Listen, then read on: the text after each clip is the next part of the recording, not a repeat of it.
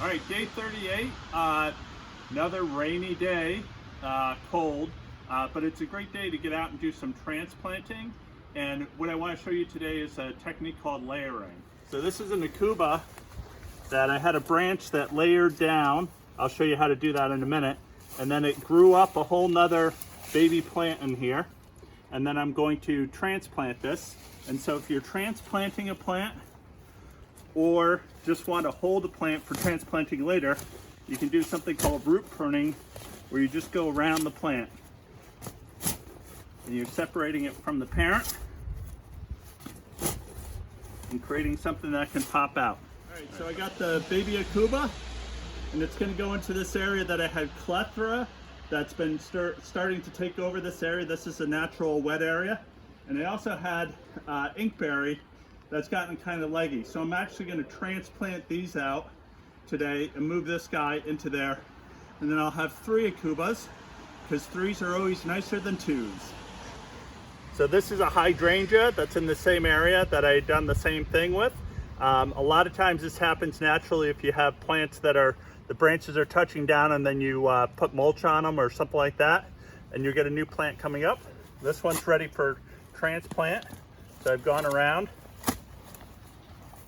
and separated it, and that's ready to go. The beauty of using this technique of layering is that I have a hydrangea behind me that this one came from. I know that the flowers will be the same on this, so if I'm trying to propagate same types of plants in the yard over and over again, they're essentially clones, and so this will now match the other one that's on the other side. When you're planting, make sure that you're not planting too deep. It should be at the same level of the surrounding area. So this is sitting a little bit low. So I'm just going to pull them out. And you want to have soil at the bottom, not compost. Bring that back up.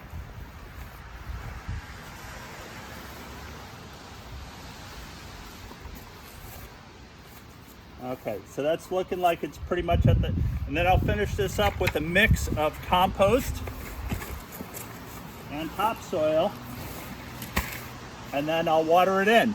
So working in on wet days is not so bad as long as the soil is not sopping wet. That'll actually destroy the soil structure, but this will actually help with the transplanting process. So this is a hydrangea. Now let me show you how to layer on purpose. This is just the branch off the Akuba, and I tied it up so that you can see it a little bit better. And all I'm going to do is just take off some of these lower leaves here. And then I want to press this. I dug up the soil a little bit. Just going to press that down into there. And then I use sticks at a crisscross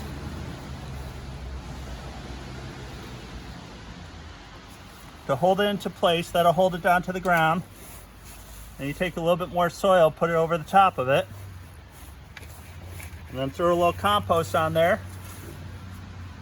And you can see the new growth coming up. This will be a new plant by this time next year. This will be a new plant. When I feel like it's starting to root, I'll actually just clip out this section and allow this plant to grow on itself.